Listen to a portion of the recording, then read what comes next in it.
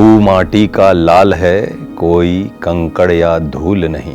तू समय बदल के रख देगा, इतिहास लिखेगा भूल नहीं। तू भोर का पहला तारा है, परिवर्तन का एक नारा है।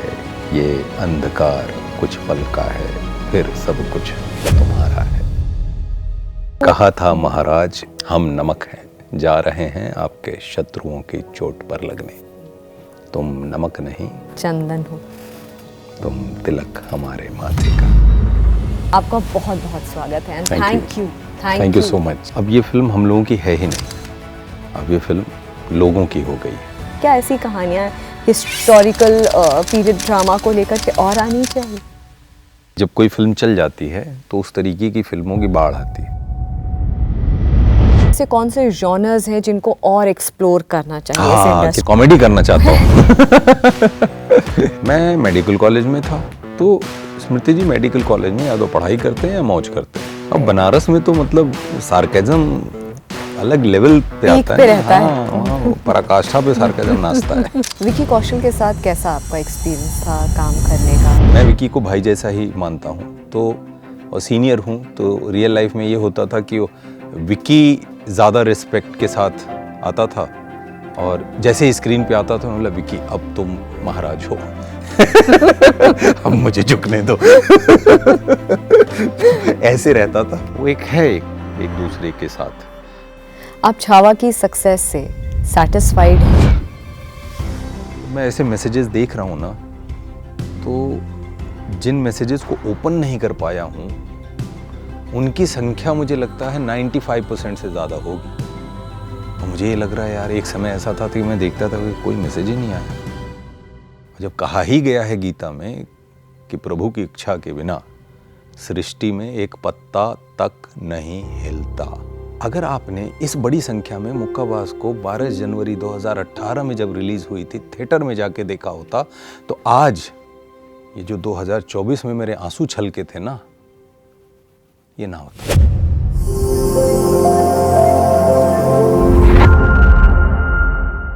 नमस्कार, जागरण मंथन में आप सभी का स्वागत है। मैं हूं स्मृति रस्तोगी। लगातार जिस तरह से आपका प्यार मिल रहा है हमारे इस शो को, ये हमें मोटिवेट कर रहा है कि कुछ अच्छा, कुछ नया, कुछ और बेहतर लेकर के आपके सामने हम आते रहें। कुछ अच्छा, कुछ और बेहतर और कुछ इंस्पिरेशनल की जब बात कर रहे हैं तो हाल फिलहाल एक मूवी बहुत चर्चा में है, छावा।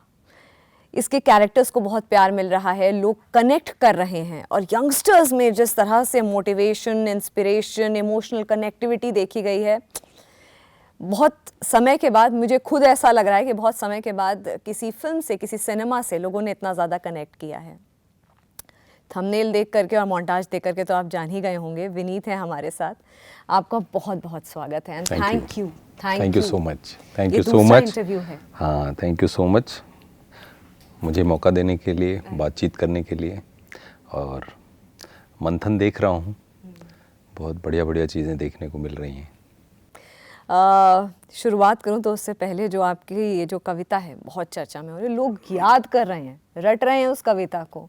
लाखों करोड़ों भारतीयों के दिल को छूने वाला एक, कहते हैं एक दौर था जब डायलॉग्स बोलते थे लोग अलग अलग एक्टर्स के, एक कविता बोली जा रही है। विनीत, मतलब हैट्स ऑफ टू यू। क्या जान डाली है उस किरदार में, और क्या जान डाली है उस कविता में? उस कविता से ही शुरुआत करते हैं। डायरेक्ट।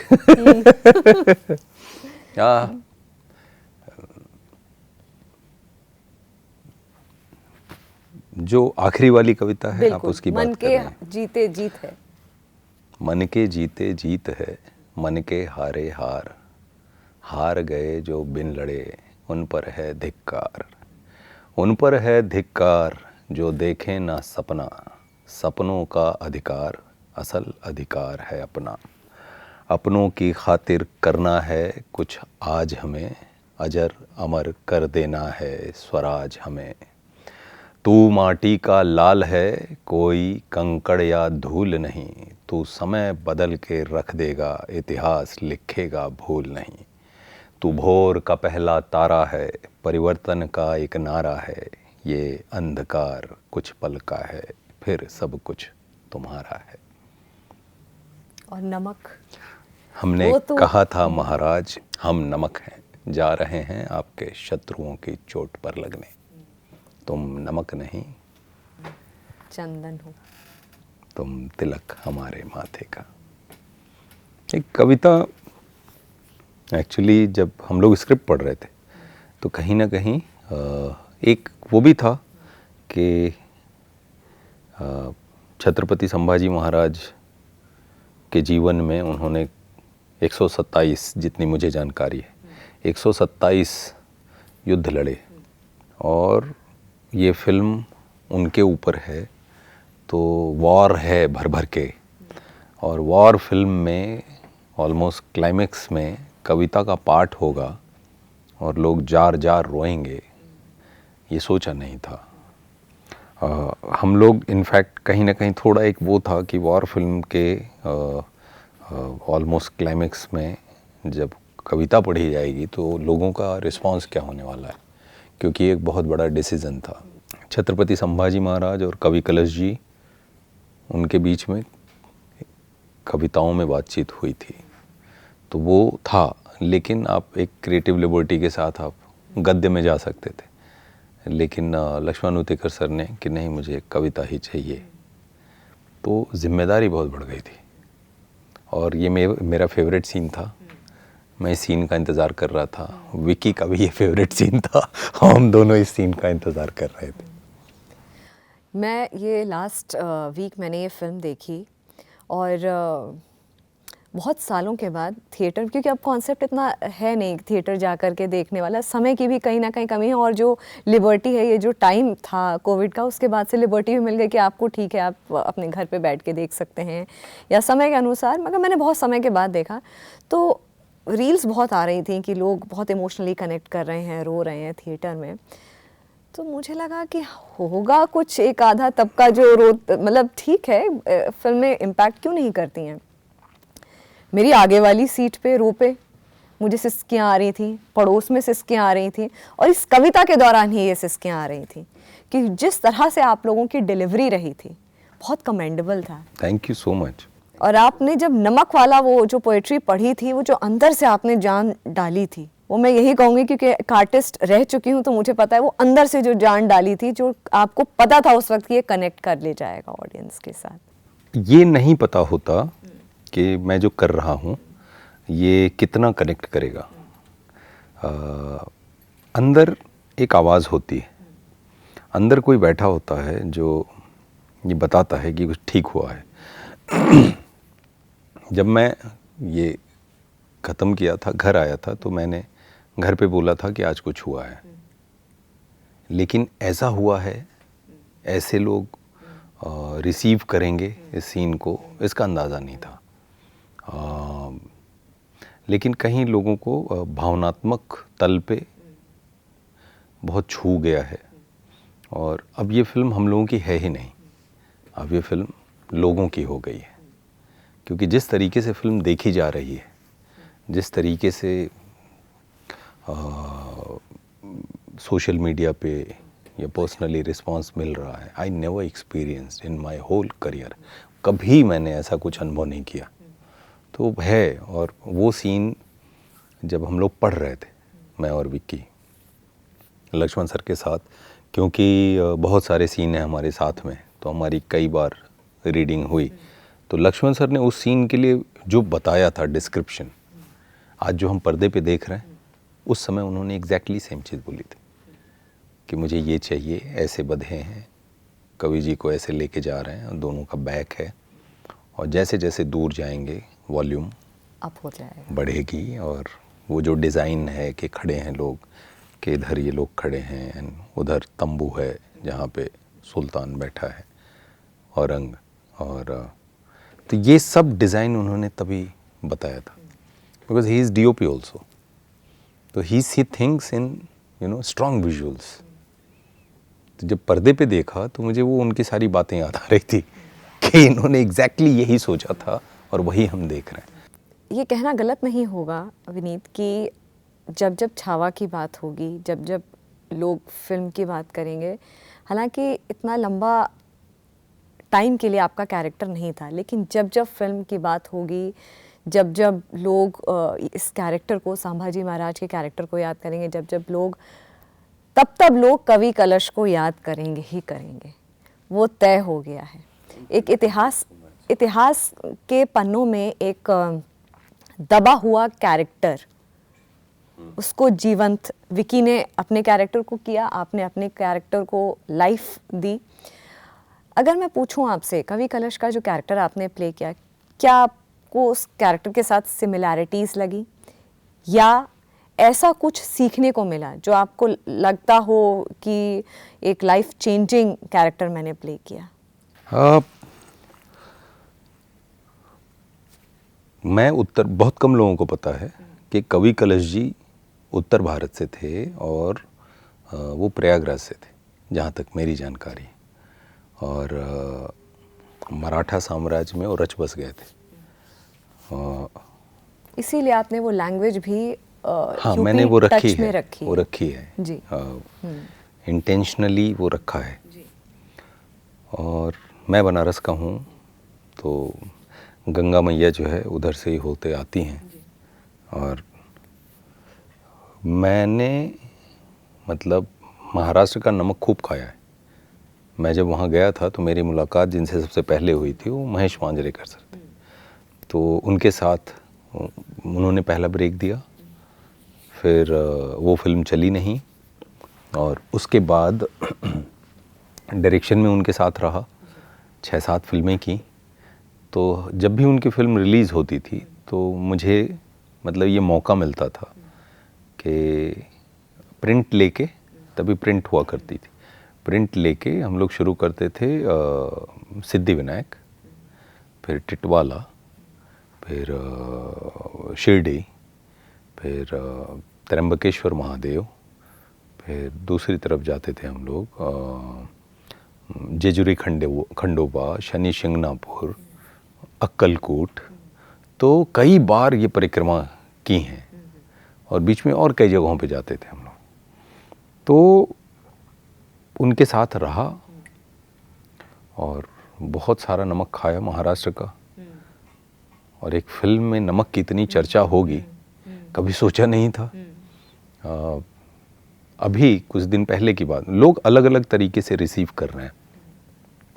कहीं खाना खाने गया था, बिकॉज मेरे छोटे भाई ये बनारस से आए थे, सुपरवाइजर मालेगांव का स्पेशली स्क्रीनिंग थी, बिकॉज मेरे छोटे भाई का बहुत बड़ा कंट्रीब्यूशन है और वो बनारस में रहता है। तो मुक्ति मेरी सिस्टर साथ ही है, लेकिन वो बनारस में रहता तो आना कम हो पाता। ऐसे मौके ये होता है कि भाई आज ही लें ज़रा टाइप से साथ में। तो हम लोग गए थे एक जगह खाना खाने, तो शेफ़ वहाँ से जैसे ही पता चला वो लोग आए और उन्होंने बोला कि सर वो जो नमक है ना, हमारा तो करियर ही नमक पे टिका है। तो मैंने सोचा ही नहीं था कि कोई इतनी गहराई में डायलॉग्स को लेगा। तो सिमिलरिटी ये वाली है। दूसरी सिमिलरिटी जो है कि मैं दोस्त वैसा रहा हूँ अपने जीवन में कि निभाता हूँ। जल्दी दोस्ती नहीं होती, लेकिन जब दोस्ती होती है तो फिर मैं न घड़ी देखता हूँ न परिस्थिति देखता हूँ। मुझे ये पता है कि भाई तुम्हें ज़रूरत है, मैं मिलूँगा। कैसे मिलूँगा वो सब मेरे ऊपर छोड़ो, कैसे आऊँगा वो सब मेरे ऊपर छोड़ो। तो दोस्ती ऐसी निभाता रहा हूँ। जब बनारस में था तो बहुत ही अलग लेवल पे चीज़ें थीं और अभी भी वो स्वभाव है। तो वो कहीं ना कहीं एक था, वो भाव मेरे अंदर। जैसे लक्ष्मण उतेकर सर ने पता नहीं क्या देखा था, उन्होंने मेरा ऑडिशन नहीं लिया। वैभव विशांत जो इसके कास्टिंग डायरेक्टर हैं, ऑडिशन नहीं लिया। लक्ष्मण सर से जब बात हुई तो बोले कि मुझे इस कवि कलश जी के किरदार में आप ही दिखते हो। जबकि स्मृति जी मैं बता रहा हूँ, एक फ़ोटो मेरी ऐसी नहीं थी, पीरियड में कोई ऐसी फ़ोटो वो नहीं है जो सोशल मीडिया पे हो, फ्रिक्वेंटली कहीं देखी जा रही हो, कुछ भी नहीं था। उनका कन्विक्शन था, बस उनका कन्विक्शन था। अब जब डायरेक्टर इस तरीके से आप पे भरोसा करता है, फिर जिम्मेदारी बढ़ जाती है कि मुझसे कोई कसर ना रह जाए। किसी ने भरोसा रखा है, अब मुझ पे, तो मैं ना चूकूं। तो उस ऐसी स्थिति में मैं और ज़्यादा, तो थी कुछ सिमिलरिटीज़, अब समझ में आता है, लेकिन बहुत सारी ऐसी चीज़ें हैं जो एज एन एक्टर आप फिगर आउट करते हो, दैट्स माय जॉब। एक और जो आपने नमक वाली बात कही, तो एज अ आप एक खुद भी एक राइटर हैं, आप स्क्रिप्ट लिखते हैं आप स्क्रिप्ट लिखते हैं, आप रैप्स लिखते हैं, आप गाने लिखते हैं, तो लेखक तो आप भी हैं और कैरेक्टर भी आपका कवि का उस फिल्म में। तो अगर मैं पूछूं आपसे कि जो नमक मैं एज अ ऑडियंस डिकोड कर पा रही हूँ, वो शब्दों का नमक, वो लेखन का नमक, असली ज़िंदगी में वो आप खुद को नमक कितना मानते हैं? अब कभी ऐसे सोचा नहीं, एज एन एक्टर ये ज़रूर होता है कि भाषा पे जब आपकी पकड़ होती है तो आप कुछ इम्प्रोवाइज़ करना चाहो, मतलब फिर आप शब्दों में उलझे नहीं रहते हैं, शब्दों के आगे बढ़ते हैं कि जो भाव है, जिस वजह से वो सीन किया जा रहा है, उसमें ध्यान ज़्यादा रहता है। कि मुझे मालूम है ये लाइंस तो बोल दूंगा, तो वो फीड हो जाती है फट से। मगर आपके बारे में ये भी है कि आप इम्प्रोवाइज़ भी बहुत करते हैं। मतलब लगता है हो जाता है, कई बार हो जाता है, मगर वो हो जाता है तो फिर तो वो हिट हो जाता है ना। पता नहीं, मुझे लगता है सी इम्प्रोवाइजेशन पूरी तरीके से डिपेंड करता है इस बात पे कि सीन कितना अच्छा लिखा हुआ है और डायरेक्टर आपको फ्रीडम दे रहा है, तभी होता है कि विद इन द लिमिट ही कुछ करने का प्रयास रहता है। ऐसा नहीं है कि जिसकी वजह से ये सीन लिखा गया है उस वजह से परे जाके मैं कुछ करूं, वो कभी प्रयास नहीं रहता। इनफैक्ट एक फिल्म की थी मैंने, ट्रिस्ट विद डेस्टिनी, प्रशांत नायर उसके डायरेक्टर हैं, तो उसमें 4 कहानियाँ थीं, एक कहानी मैंने की थी। जब वो स्क्रिप्ट पढ़ने के बाद बड़ा अजीब सा एक एहसास पैदा हुआ। तो मैंने प्रशांत से बात की कि प्रशांत, आफ्टर रीडिंग द स्क्रिप्ट मुझे ऐसा लग रहा है ये जो किरदार है, ये किरदार जो बातचीत कर रहा है, मुझे ऐसा लग रहा है, मैं एकदम ईमानदार तरीके से जो महसूस करता हूँ पढ़ने के बाद मैं डायरेक्टर से शेयर करता हूँ, बिकॉज ये मानता हूँ कि मैं डायरेक्टर को सरेंडर करके काम करता हूँ। तो डायरेक्टर का ये जानना बहुत ज़रूरी है कि मेरे अंदर क्या चल रहा है, तो मैं सब कुछ टेबल पे रख देता हूँ, फिर डायरेक्टर जैसे चाहते हैं वैसा मैं करता हूँ। तो प्रशांत से मैंने शेयर किया कि ये मुझे ऐसा लग रहा है ये किरदार बात नहीं करेगा। फर्स्ट रिएक्शन की बट डायलॉग्स, मतलब वही मुझे लग रहा है, क्योंकि कहीं सबकॉन्शियस में मुझे ये चीज़ का एहसास हो रहा है कि ये किरदार जिस चीज़ से गुज़र रहा है, तो इसका जो एहसास है बहुत गहरा है। लेकिन मैं ये पर्सनली मानता हूँ ज़ुबान किस लिए है, हम जो फील कर रहे हैं उसे शेयर कर सकें, कह सकें। ये जो एक्चुअली जो इसकी लाइफ में सबसे ज़्यादा जिस चीज़ ने उथल पुथल मचा रखी है, ये उस चीज़ को किसी से नहीं कह पाता।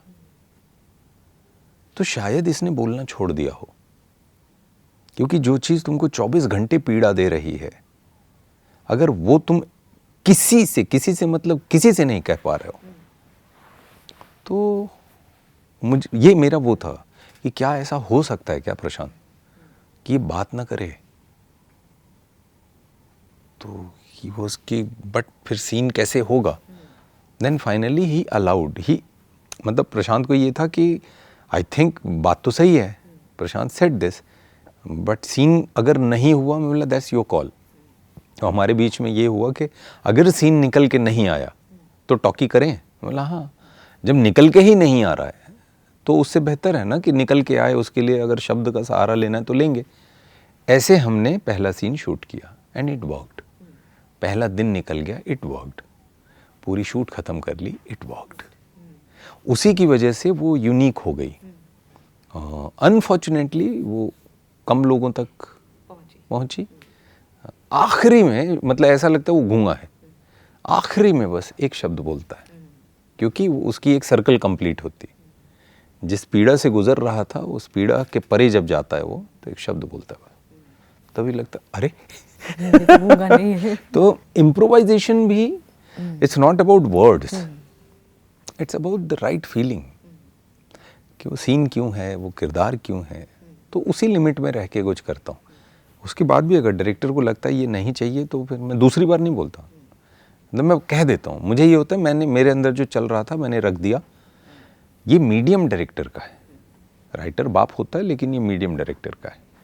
तो ये दोनों चीज़ें हैं, डायरेक्टर जैसे चाहते हैं फिर वैसे मैं काम करता हूँ।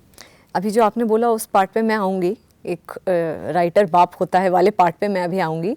उससे पहले एक इंडस्ट्री का पार्ट होने के नाते आपको क्या लगता है कि ऐसे कौन से जॉनर्स हैं जिनको और एक्सप्लोर करना चाहिए ऐसे हाँ, इंडस्ट्री कितना अच्छा सवाल है। कॉमेडी करना चाहता हूँ। और एक्सप्लोर करना चाहिए, और खासकर छावा की सक्सेस के बाद हिस्ट्री को लेकर के जो अटेम्प्ट है ये बहुत डिफरेंट माना जा रहा है कि जो अटेम्प्ट किया गया है, जो फिल्म बनाई गई है उसमें अटेम्प्ट एक अलग तरीके से उसको एक्सपेरिमेंटल वे में किया गया जो सक्सेसफुल रहा है। तो ऐसी कहानियाँ, ऐसे किरदार आने चाहिए। खैर आपका ये है कि आपको एक कॉमेडी कैरेक्टर करना है। हाँ मतलब वो तो मेरी एक पर्सनल हाँ एक भूख है कि हम भी देखना चाहेंगे आपको मैं कॉमेडी किरदार में। मैं जॉइंट फैमिली में पला बड़ा हूँ। जॉइंट फैमिली मतलब पूरे दिन जब तक सब सो नहीं जाते तब तक जॉइंट फैमिली में हर कमरे में कुछ न कुछ चल रहा होता है। पूरे दिन धमाल चलता है, एक दूसरे की लेग पुलिंग चलती है, कोई किसी को छोड़ता नहीं। रिस्पेक्ट रहती है, सब रहता है, लेकिन उस रिस्पेक्ट के बीच में भी अपनी विंडो बना लेते हैं कि कैसे इनको खींचना है। तो वो सब चलता रहता है। प्लस मैं मेडिकल कॉलेज में था, तो स्मृति जी मेडिकल कॉलेज में या तो पढ़ाई करते हैं या मौज करते हैं। ठीक, हॉस्टल में रहा हूँ, मस्ती में ही चीज़ें रही हैं। प्लस खेलता था बास्केटबॉल। बास्केटबॉल टीम गेम है। टीम गेम में 12 लोग टीम में होते थे, 2 या 3 स्टैंड बाई में होते, तो 15 लड़के 15 लड़कियां। मिनी की टीम बनी तो 30, फिर सब जूनियर वाली टीम बनेगी, वहाँ भी 30, 60 हो गए। खिलाड़ी मस्त रहता है, और वो भी टीम गेम का खिलाड़ी। तो वो साइड कभी एक्सप्लोर करने को ऑन स्क्रीन मिली नहीं है, बट रियल लाइफ में लोग जानते हैं कि आपको कॉमेडी बहुत पसंद है। हाँ हाँ, मतलब वो साइड भी देखी नहीं है, आया ही नहीं है। इसमें आपको थोड़ा देखने को मिलेगा सुपरवाइजर मालेगांव में। उसमें लाइटर साइड भी है, इंटेंस भी है, तो दिखेगा कि कैसे दोस्तों के बीच में चिल रहता हो। लेकिन हम भी आपको देखना चाहेंगे एज अ ऑडियंस, मतलब हम लोगों के लिए भी एक ट्रीट रहेगा कि थोड़ा सा जो इंटेंस कैरेक्टर से हट करके थोड़ा कॉमेडी लेकर के आप आएंगे, तो आई एम श्योर ये ऑडियंस के लिए भी बहुत अच्छा रहेगा। अब बनारस में तो मतलब सार्केज्म अलग लेवल पे आता है। हाँ, वहाँ पराकाष्ठा पे सार्केज्म नाचता है। तो वहाँ हर चीज, मतलब लौंगलता भी खाएंगे उसमें कोई सार्केज्म खोज लेते हैं वो। कि आप गंगा नदी को देख रहे हैं उसमें भी सार्केज्म खोज लेंगे। खोजने वाले ऐसे हैं वहाँ पे, मतलब एक ही लाइन बोलेंगे। आप कुछ भी देख रहे हैं, आसमान देख रहे हैं, हाँ गुरु बहुत गहराई से निहार रहे हो। और किसी कॉन्टेक्स्ट में बोलेंगे, आपको समझेगा, उनको समझ रहा है, आसपास वालों को समझ रहा है, और सब पेट पकड़ के हंसना शुरू करेंगे। जिसको बोले वो शर्म आ रहा है, बहुत ध्यान से नहा रहा हूं मैं। तो वो है बनारस में ही है, वो बनारस में वो है एक जादू।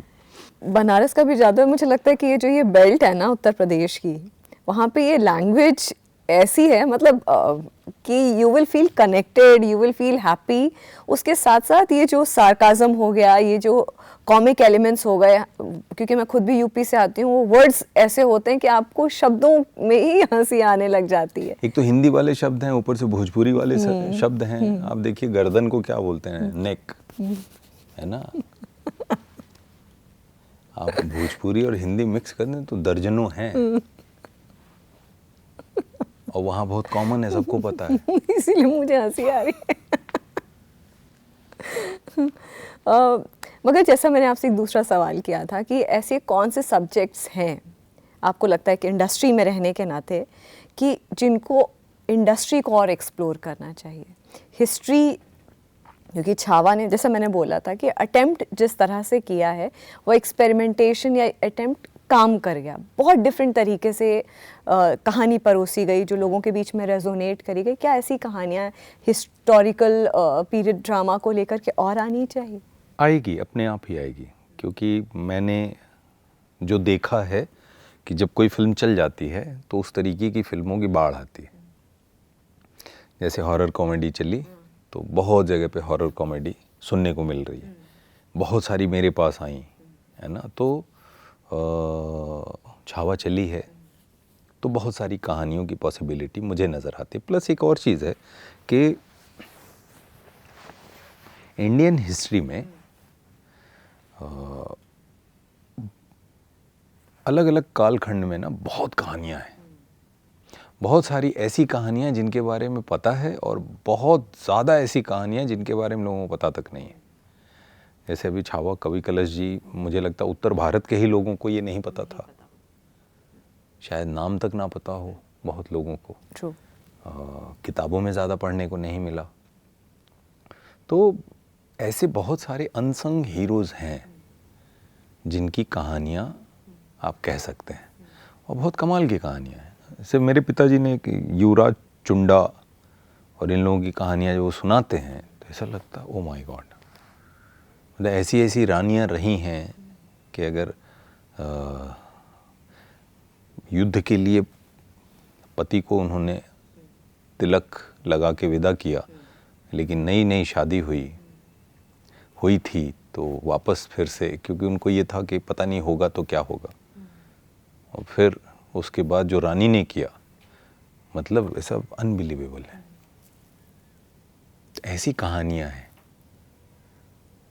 भरी हुई हैं, आप कहीं जाइए तो बहुत सारी ऐसी कहानियां, मुझे लगता है उनमें से कुछ कहानियां बनेंगी। अच्छा, जैसे आपने बोला कि एक बार कोई कहानी आ जाती है उसके बाद कहानियों की बाढ़ लग जाती है, तो ऐसा कैरेक्टर्स का भी होता है, क्योंकि आपने एक कैरेक्टर बहुत अच्छी तरीके से निभा लिया तो वैसे कैरेक्टर्स और आने लग जाते हैं। हाँ, होता तो है ना। वासीपुर की थी तो भर भर की गैंगस्टर की चीज़ें आ रही थी, है ना। तो वैसा होता है, वैसा होता है। तो अभी ऐसे किसी और कैरेक्टर में आपको देखने को मिलेगा? हाँ, मैं करूँगा, बिकॉज मुझे लगता है ना कि अब ये जो किरदार है कवि कलश जी का, पोएट्री, मतलब वो कवि भी हैं और योद्धा भी हैं। अच्छा, वो बहुत ज़बरदस्त कॉम्बिनेशन था। हाँ, मतलब क्योंकि कविताओं को सॉफ्ट स्किल्स में गिना जाता है और फिर वो वही योद्धा है। हाँ, वही योद्धा है। तो ये ऐसा, ये वैसी सी चीज़ है, जैसे कहा जाता है ना कि महिलाएं घर संभालती हैं, लेकिन जब आप महिलाओं की दूसरी साइड के लिए दरवाजे खोलते हो तो महिलाएं वो मिग भी उड़ाती हैं, प्लेन भी चलाती हैं, राइट। तो ये हमारा दिमाग है कि हम तय कर लेते हैं कि यही काम ये कर सकते हैं, कि कवि हैं तो सब कुछ नरम ही होगा, ऐसा होता नहीं है है ना। तो अगर महिला घर संभाल रही हैं तो ऐसा नहीं है कि अगर उनको दूसरी किसी जगह पे आप जिम्मेदारी उनको मिलेगी तो वो कमाल नहीं कर सकती, और जब मिला तो किया। विकी कौशल के साथ कैसा आपका एक्सपीरियंस था काम करने का, और आप लोगों का कोई सेट पे ऐसी कोई मस्ती होती हो या बहुत ही इंटेंस रहता था, क्योंकि कैरेक्टर्स आप लोगों के इंटेंस थे? हाँ, सेट पे ऐसे रहता था कि रियल लाइफ में मैं, मतलब विकी के लिए मैं विकी को भाई जैसा ही मानता हूँ, तो और सीनियर हूँ, तो रियल लाइफ में ये होता था कि विकी ज़्यादा रिस्पेक्ट के साथ आता था, और जैसे ही स्क्रीन पे आता था मतलब विकी अब तुम महाराज हो अब मुझे झुकने दो ऐसे रहता था। और विकी के साथ गैंग्स ऑफ वासीपुर की है, वासीपुर में विकी वाज असिस्टेंट डायरेक्टर, तो जब विकी को क्लैप देते देखता था तो मुझे मेरा पास्ट याद आता था, क्योंकि मैंने 6 या 7 फिल्में एज एन असिस्टेंट डायरेक्टर की हैं, तो मैं क्लैप सारा काम सीखने के बाद भी क्लैप देता था। इसलिए देता था कि डायरेक्टर और एक्टर के बीच में क्या बात होती है, और जिसके पास क्लैप होता है उसको चांसेस ज़्यादा रहते हैं कि वो सुन सके, क्योंकि अगर यहाँ शॉट है मैं क्लैप लेके खड़ा हूँ कोई हटाएगा नहीं।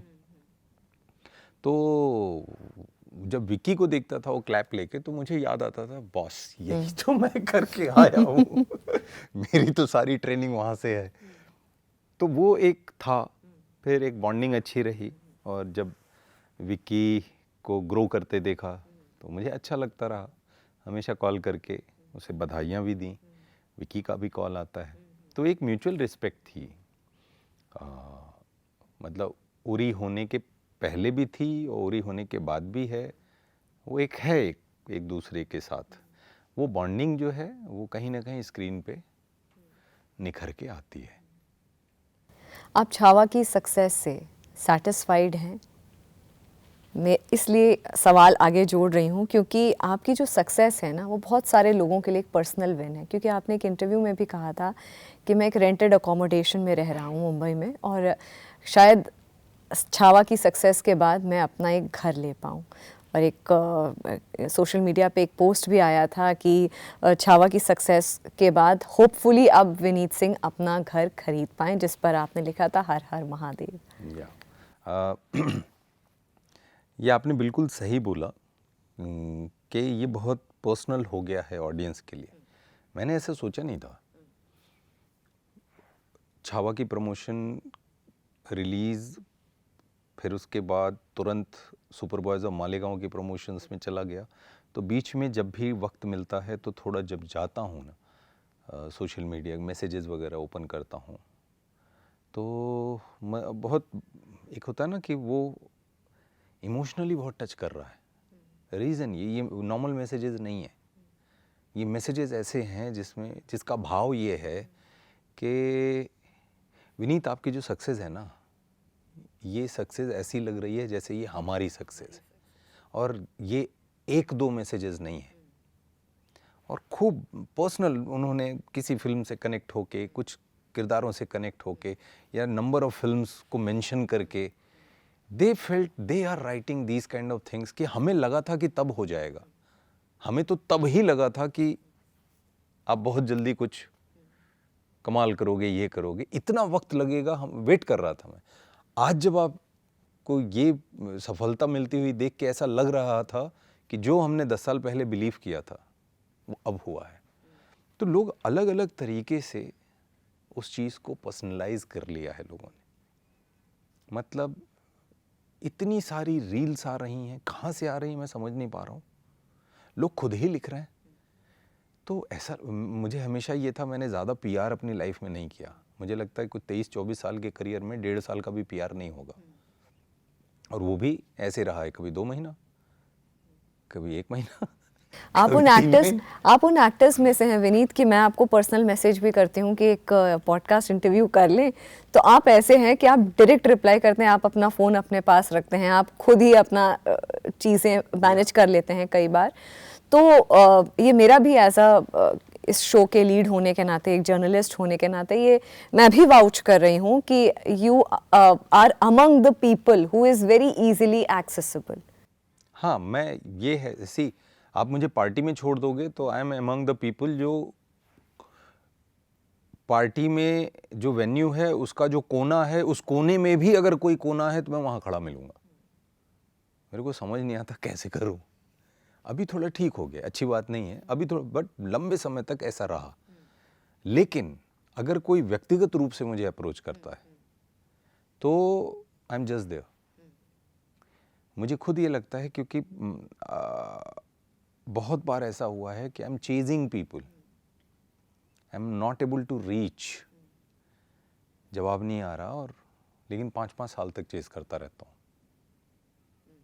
कि वहाँ हिम्मत नहीं टूटती। बस मुझे ये लगता है कि चलो ठीक है, वो शायद कोई साल ऐसा आएगा, कोई महीना, कोई हफ्ता या कोई दिन ऐसा आएगा कि वो मुझे मेरे मैसेज का रिप्लाई करेंगे। तो लगा रहता हूँ। फिर जब मैसेजेस आते हैं तो मुझे ये होता है, यार जवाब देना बनता है, नाउ इट्स योर टर्न। तो मना भी करना होता है तो मैं खुद से मना करता हूँ।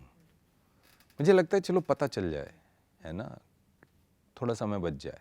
बट प्रैक्टिकली ना पॉसिबल नहीं हो पाता अब।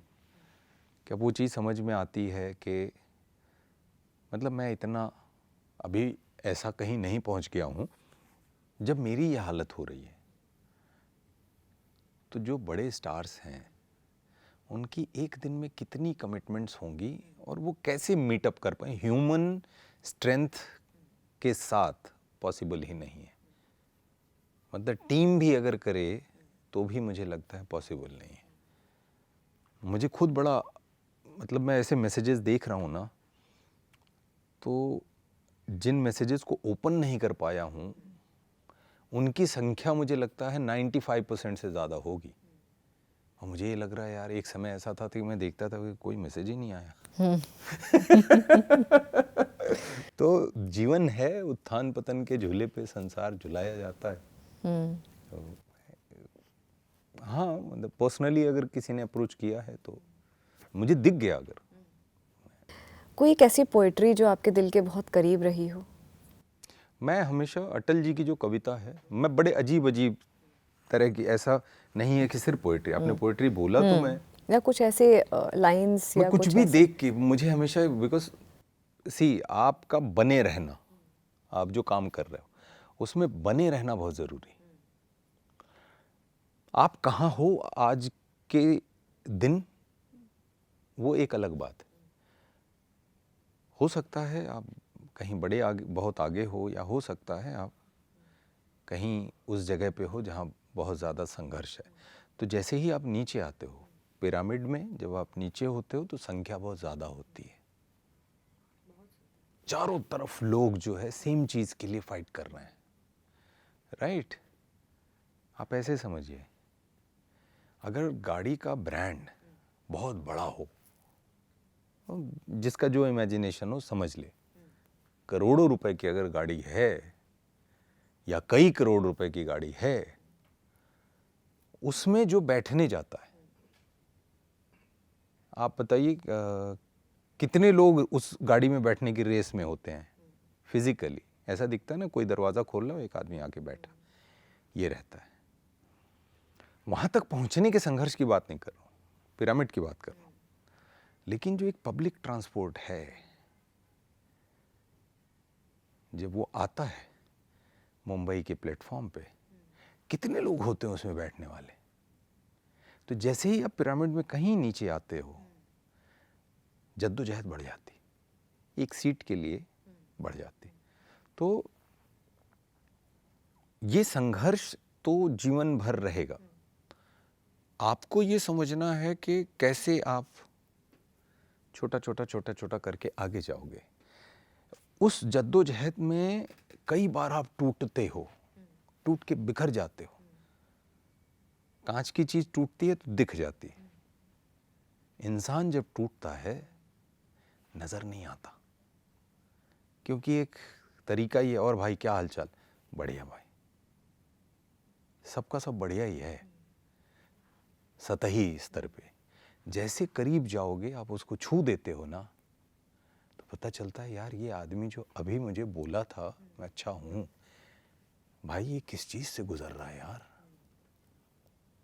लेकिन इतना करीब जा पाने का पता नहीं, अब वो डिज़ाइन कम हो गया है, भाग दौड़ की ज़िंदगी में वो दोस्त नहीं मिला करते, सब अपने अपने रोजी रोटी, मकान, चिकित्सा, शिक्षा, जिम्मेदारियों को निभाने के प्रयास में इतना तेज़ भाग रहे हैं कि आसपास क्या चल रहा है उसके लिए समय नहीं है। कई बार उसमें अपने भी छूट जाते हैं।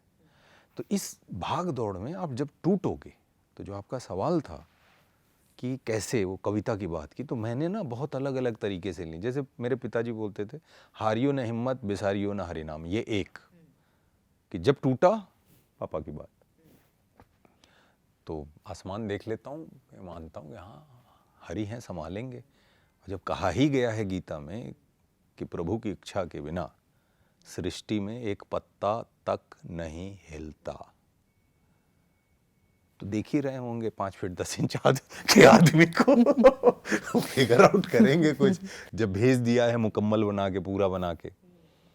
फिर अटल जी की जो कविता है, हार नहीं मानूंगा, रार नहीं ठानूंगा, काल के कपाल पे लिखता मिटाता हूँ, गीत नया गाता हूँ, गीत नया गाता हूँ। तो उनकी कविता का ये जो हिस्सा है घड़ी घड़ी दोहराता रहता हूँ।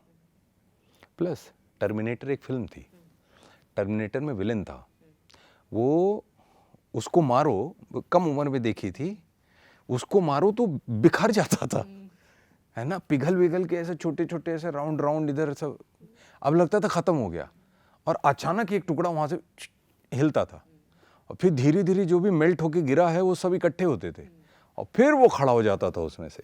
तो मैंने उसकी उस ताकत को जो है अपने लिए इस्तेमाल किया हुआ है कि जब भी टूटता हूं तो टर्मिनेटर के विलेन को याद करता हूं कि गुरु वो ना जुड़ जाता था, ये तुम्हारा टाइम है, अंदर कुछ टूटा हुआ है, जुड़ो। ठीक, तो मैं अलग अलग एग्जाम्पल्स लेके, कहीं से कुछ भी लेके, भाई आपको बने रहना बहुत जरूरी है।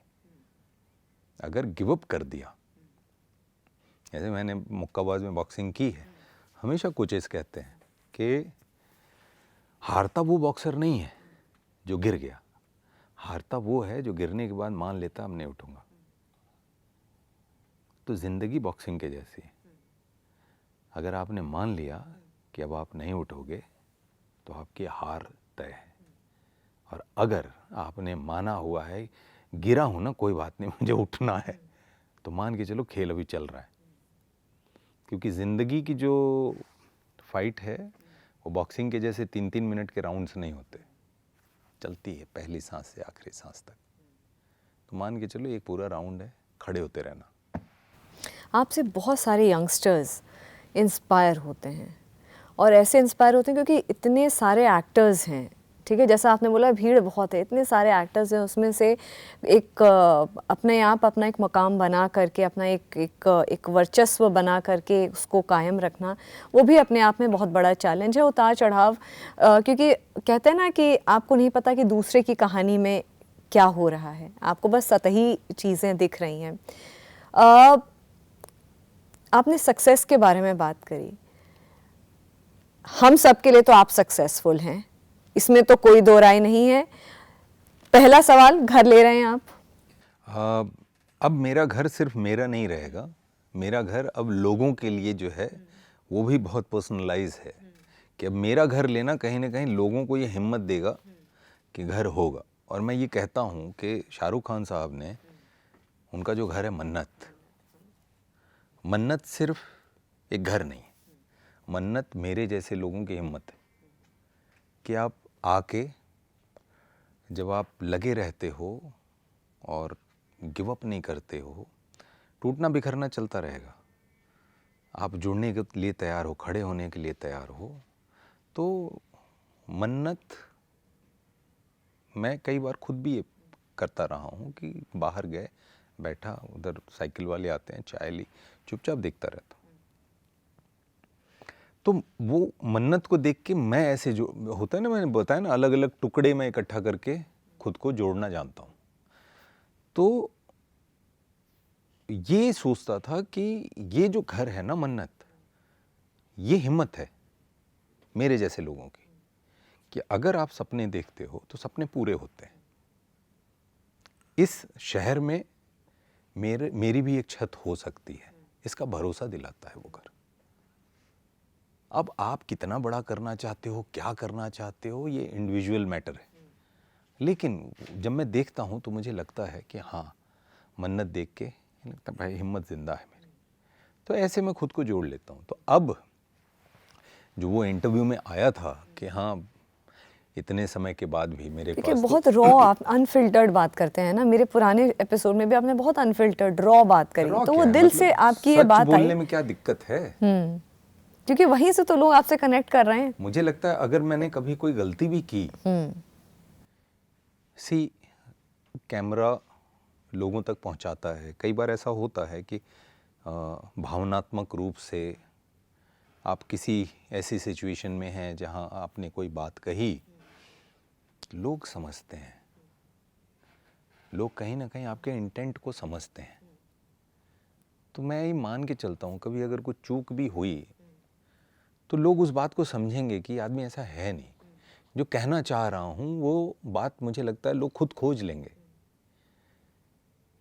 अब कोई इंटरव्यू के एक हिस्से को ही काट के कॉन्टेक्स्ट को उठा कहीं फेंक नहीं, दे, वो तो वो अलग बात ठीक है, तो जी, वो अलग वो कहानी अलग है। कहानी लेकिन मुझे अब भरोसा है कि जिन्होंने मेरा साथ दिया वो पूरा कॉन्टेक्स्ट निकाल के बोलेंगे भैया ये है ठीक है।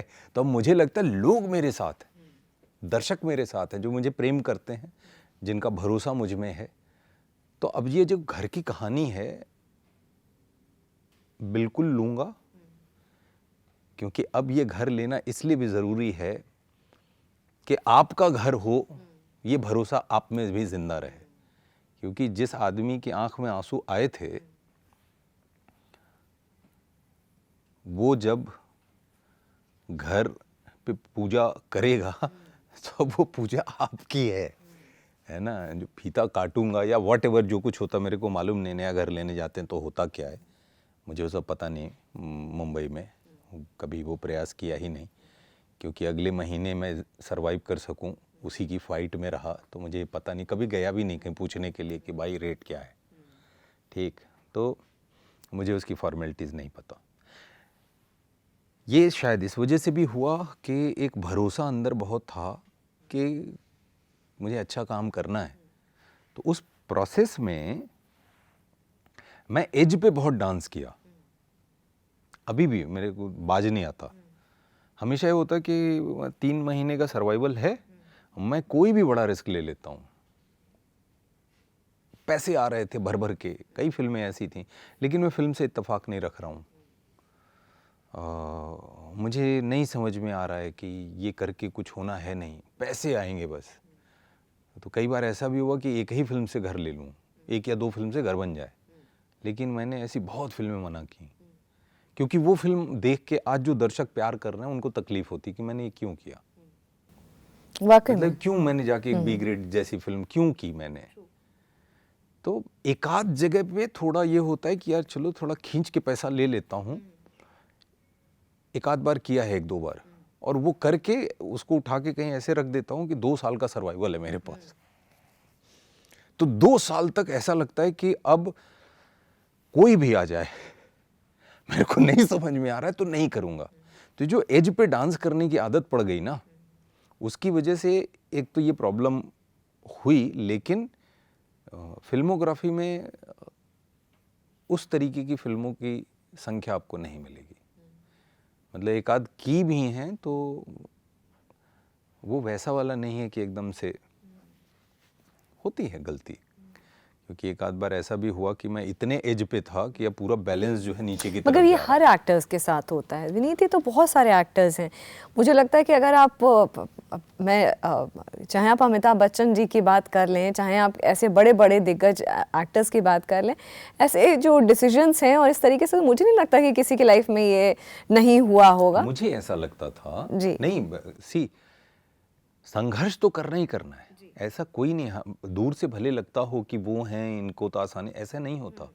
उनको भी फाइट करनी पड़ती है। मैं और वो अभी होता जैसे है। जोया अख्तर से जब बात हो रही थी तो सुपरवाइजर मालेगांव में, उनकी पहली फिल्म उनको बनाने में 9 साल लग गए थे।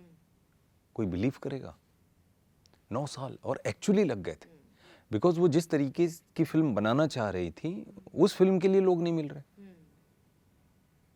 हर जगह एक्सेस है लेकिन नहीं बन रही।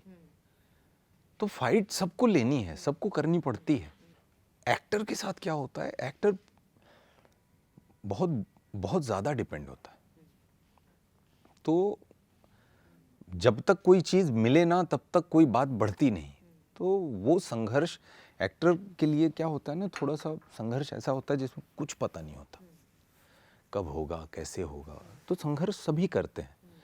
बस उसमें क्या मुझे जो मैं कहना चाह रहा था कि मुझे ये था ना कि अगर मैंने फिल्मोग्राफी मेरी ख़राब कर ली, कि मेरा घर हो जाए, गाड़ी हो जाए, इन्वेस्टमेंट कर दूं, अगर उसके चक्कर में मेरी फिल्मोग्राफी ख़राब हो गई ना, तो कोई डायरेक्टर मुझे अगर छावा जैसी फिल्में कास्ट करना चाहेगा तो मेरी फिल्मोग्राफी देख के, ये जानते हुए कि एक्टर अच्छा है, नहीं करेगा। क्योंकि मैं उनके फिल्म के बीच में ना एक ऐसा चेहरा बन के आऊँगा जो उनकी फिल्म को सपोर्ट कम करेगा, नीचे ज़्यादा खींचेगा। अगर मैंने वैसी फिल्मोग्राफी कर दी होती तो मैं आज सुपर बॉयज़ ऑफ मालेगांव जैसी फिल्म का हिस्सा ना होता, या जो आने वाली फिल्में हैं। क्योंकि क्या होता है ना कि मुट्ठी जब तक बंद है तब तक लाख की है, खुल गई और कुछ नहीं निकला तो ये वैल्यूलेस है। तो एटलीस्ट मुट्ठी पकड़ के रखो, कुछ नहीं भी है तो भी पकड़ के रखो, भरोसा जिंदा रखो अपने अंदर, दूसरों के अंदर, कि यार इसके अंदर कुछ है। फिर वो खुद ही लोग आके आपकी मुट्ठी में कुछ ऐसा डाल देंगे जो लाख का होगा। कब होगा ये पता नहीं, लेकिन तब तक के लिए बॉक्सिंग मैच मान के मुट्ठी बंद रखो, खेलते रहो।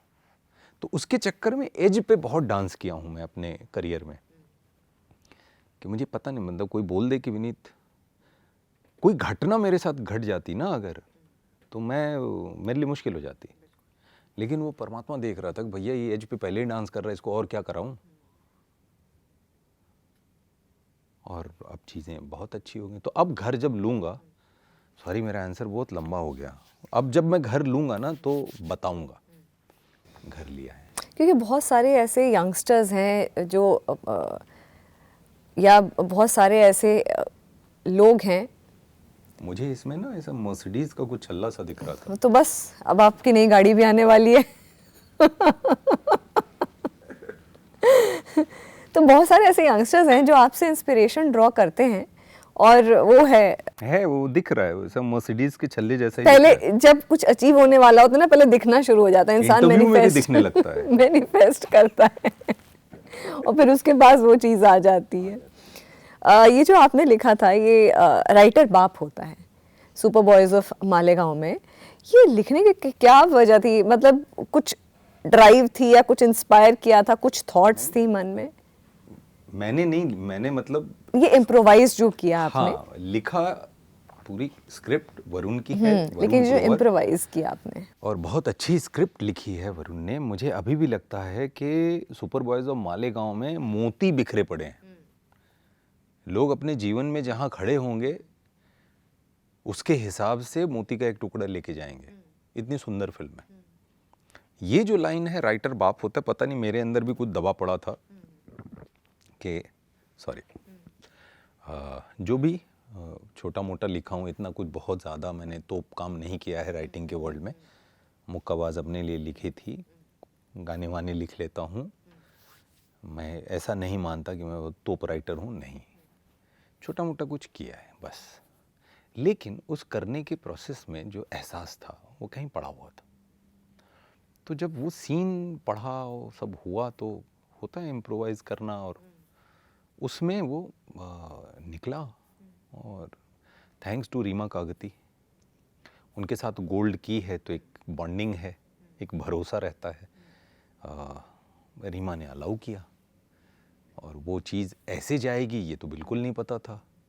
अब मतलब मैं खुद ही बड़ा सरप्राइज़ हुआ कि जब लोगों ने ये बोला कि भाई ये लाइन हमने, तेरी फिल्म की ये लाइन विनीत, हमने जो है टेबल पे, डेस्क पे लिख के रखा हुआ है, वो राइटर्स हैं, बोले हमारे साथ अब ये ज़िंदगी भर रहेगा, बिकॉज उनके लिए पर्सनल वॉइस है। तो मैंने ऐसा नहीं सोचा था, मैं ऐसा कोई आंदोलन करने नहीं निकला था। वो कहानी थी जिसने बुलवा दिया, वो सीन था जिसने बुलवा दिया। तो मैं इसका श्रेय वरुण को देना चाहूँगा, वरुण ग्रोवर को देना चाहूँगा। ही इज़ फैंटास्टिक राइटर, और थैंक्स टू रीमा कागती जिन्होंने ये बोलने का मौका दे दिया। रीमा कागती इस फिल्म की प्रोड्यूसर हैं, डायरेक्टर हैं।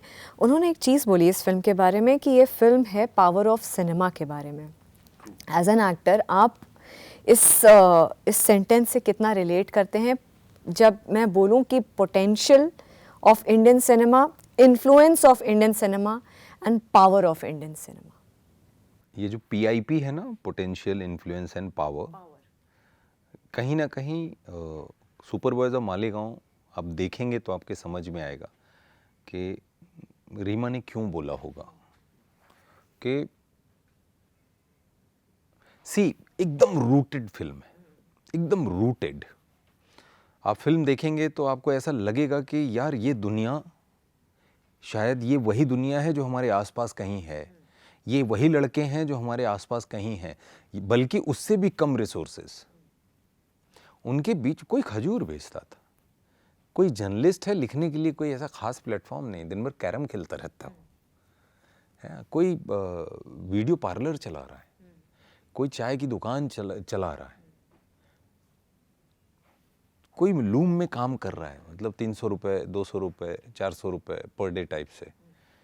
ये काम करने वाले सिनेमा बनाएंगे, ये कहीं से प्रैक्टिकल लगता है?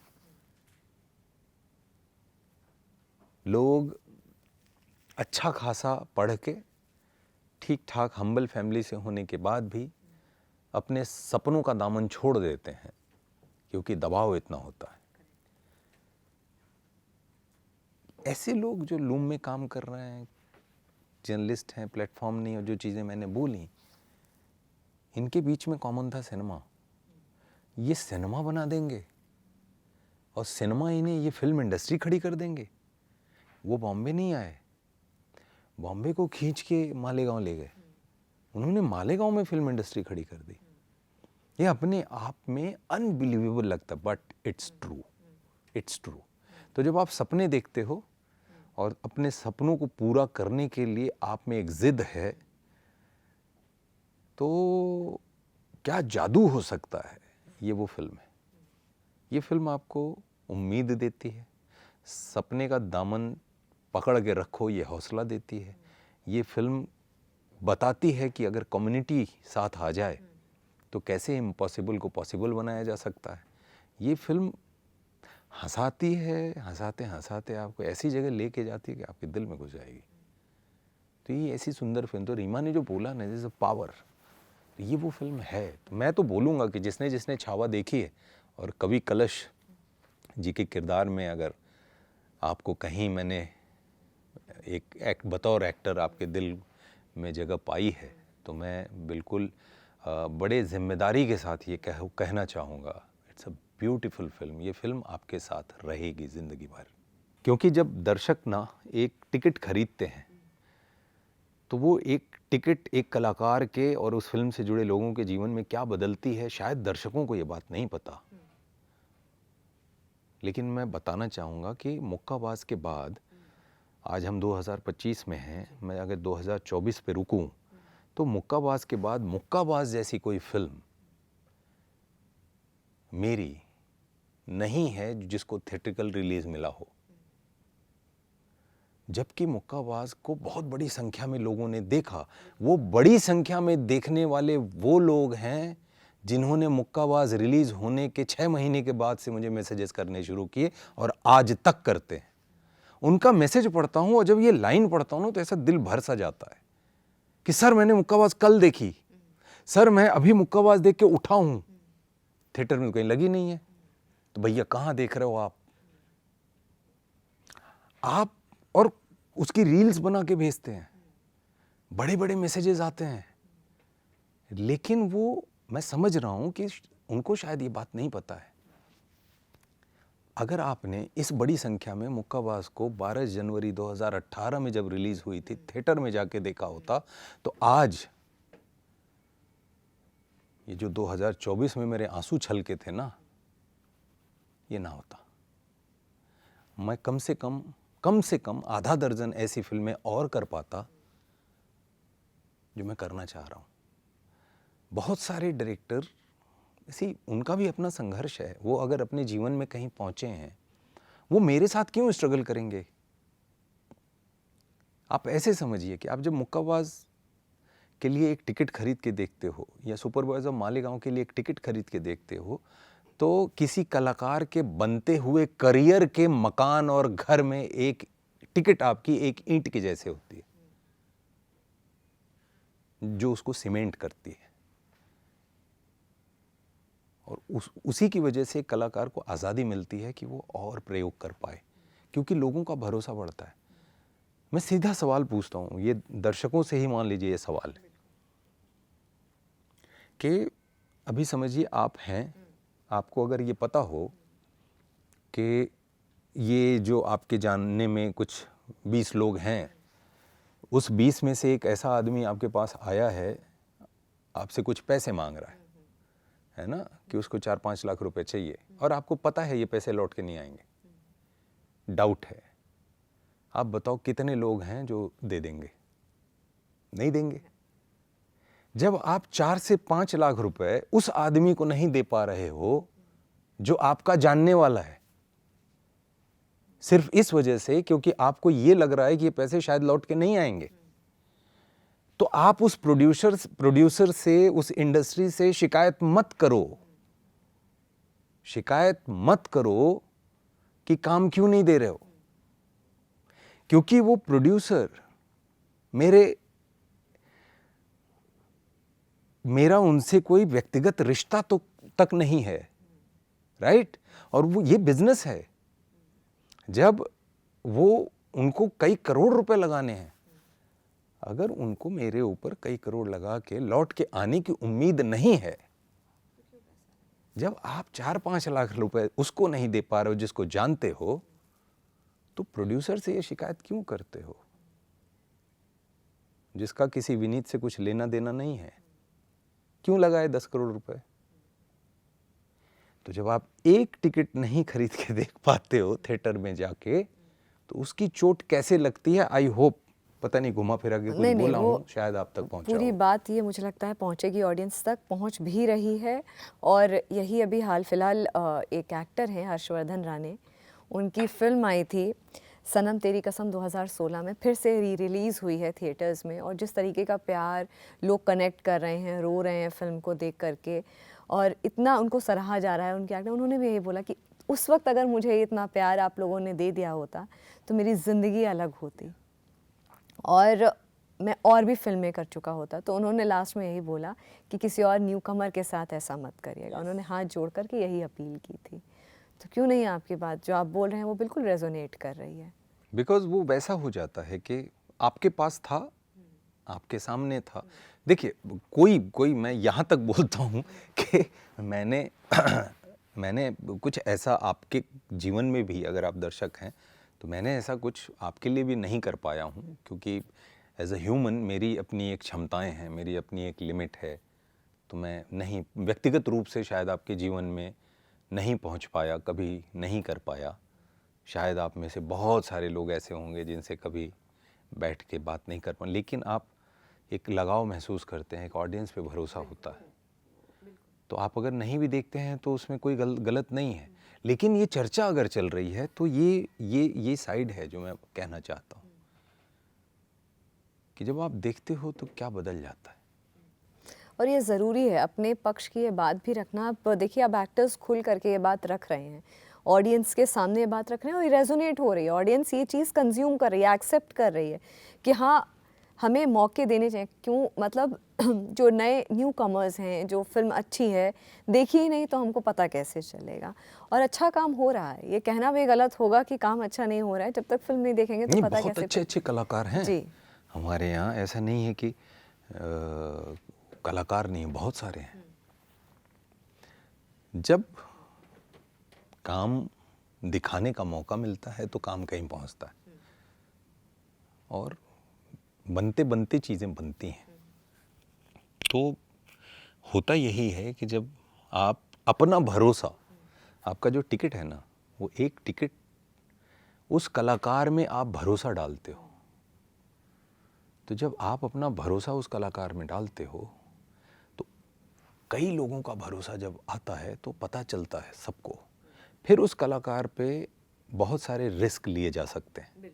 फिर प्रोड्यूसर्स भी सोचते हैं कि व्हाई नॉट, विनीत क्यों नहीं, या विनीत जैसा कोई भी क्यों नहीं, क्योंकि उनको मालूम है ऑडियंस तैयार बैठी है, ऑडियंस देखना चाहती है। लेकिन जब पिक्चर आएगी और आप 7 साल के बाद मैसेज करोगे, विनीत भाई क्या कमाल की पिक्चर, विनीत भाई मतलब मैं क्या बताऊं, और वो लंबे चौड़े मैसेज और सब अच्छा लगता है, लेकिन एक टीस भी रहती है, काश तब देखी होती। तो धन्यवाद उसके लिए भी है, चलिए कभी नहीं देखी से अच्छा आपने देख ली, धन्यवाद उसके लिए भी है। और thank you so much, because आपने काम सराहा, आपने समय निकाल के 2 लाइनें लिखी। लेकिन अगर तब देख लेते तो एक होता है ना कि ये एक मैसेज है, बोलूं? नहीं ये मैसेज है, ये बिल्कुल आप अपने ऑडियंस से इतना, तो जब आपको इतना प्यार कर रही है आपकी ऑडियंस, लोग आपसे इंस्पायर हो रहे हैं, आपको सुनना चाहते हैं, देखना चाहते हैं, इंस्पायर हो रहे हैं, लिख रहे हैं। हम 140 करोड़ लोगों का देश हैं, बहुत सारी चीज़ें रोज़ हो रही हैं। अब सोशल मीडिया की वजह से हमें रोज़ 10 चीज़ें पता चलती हैं, तो मैं समझ सकता हूँ। लेकिन उसी में एक कलाकार कहीं है जो अपने करियर में जद्दोजहद कर रहा है। तो जब शशांक ने बोला, आदर्श ने ये बोला, तो कहीं ना कहीं ऐसा लगता है कि यार बहुत सारे लोग हैं। तो आप जब सुपरवाइजर मालेगांव देखोगे तो ये फिल्म चलेगी, तो रीमा कागती का भी तो भरोसा बढ़ेगा, प्रोड्यूसर्स का भी तो भरोसा बढ़ेगा कि किसी विनीत, किसी आदर्श, किसी शशांक के साथ अगर फिल्म हो रही है तो वो फिल्म को दर्शक मिलेंगे। और आप नहीं जाओगे तो भैया 6 महीने बाद मैसेज कर देना, धन्यवाद उसके लिए अभी दे देता हूँ। नहीं मगर ये ऑडियंस का भी है, देखिए रिस्पॉन्सिबिलिटी बनती है, क्योंकि जब हम ये बैठ के बोलते हैं नहीं, रिस्पॉन्सिबिलिटी नहीं, I am so sorry, responsibility नहीं बोलूंगा, कि लेकिन अच्छी अगर फिल्में नहीं आ रही हैं, नहीं आ रही हैं, अगर इतना जोर से आप कहते हो है ना कि क्यों नहीं, तो ये क्यों नहीं को अपनी तरफ घुमाइए। क्यों नहीं गए आप श्रीमान, जो बोल रहा है क्यों नहीं मिला काम। अच्छा मैं आपसे बस ये पूछूंगी कि आपकी वाइफ रुचिरा, उनका आपकी सक्सेस के बाद उनकी लाइफ में कैसे चेंजेस आए? भाग दौड़ बहुत बढ़ गई है और she is very happy and मैं तो खुद को लकी मानता हूँ कि रुचिरा 13 साल से हम लोग साथ हैं। शादी को अभी 2021 में हुई। तो प्री मुक्काबाज भी देखा है रुचिरा ने और पोस्ट मुक्काबाज भी देखा है, प्री छावा भी देखा है, पोस्ट छावा भी देखा है। छावा के बाद जो अनुभव किया मैंने अपने जीवन में कभी नहीं किया, तो वो रुचिरा वो भी देख रही है। मुक्ति मेरी बहन, मैं नाम लेना चाहूँगा, मेरा छोटा भाई कार्तिकेय, मुंबई आने के पहले, इवन मेडिकल कॉलेज में जाने के पहले, इन लोगों का, कार्तिक और मुक्ति का भरोसा था मुझ में।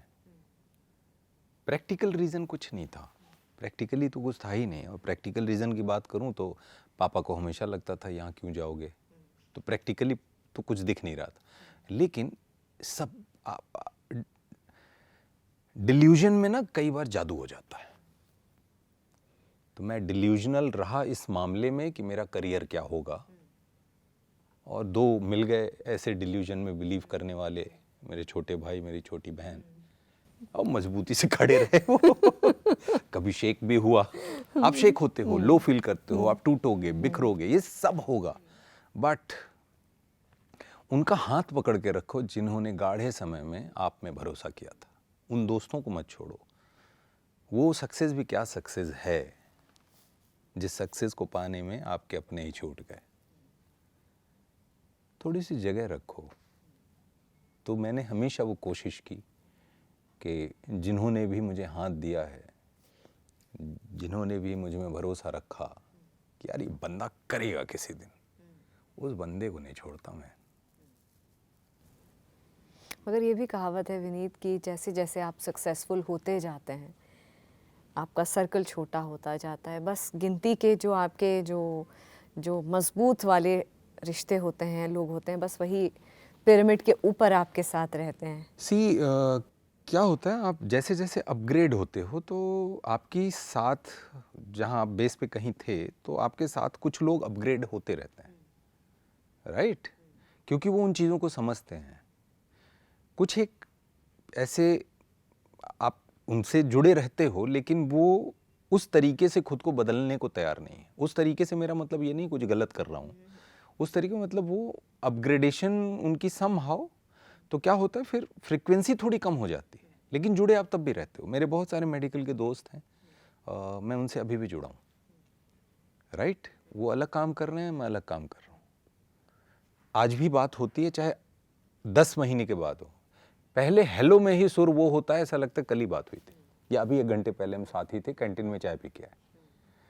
तो मैं ये मानता हूँ कि जो साथ लोग हैं उनमें जो लोग ये समझते हैं कि इसकी जिम्मेदारियां कितनी बढ़ गई हैं, ठीक, तो सारी चीज़ें बहुत आसान होती हैं, क्योंकि मैं तो वही हूँ, मेरे अंदर एक्चुअली बता रहा हूँ, कुछ बदला नहीं है, कुछ बदला नहीं, बस अब इतना सा आ गया है कि यहाँ इस कुर्सी पे बैठ के कॉफ़ी पीना मुझे आ गया है थोड़ा सा, है ना।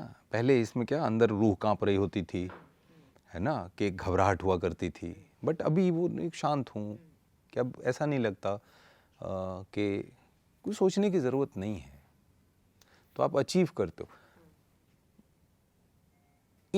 इस सारी भाग दौड़ में हमेशा ये होता है।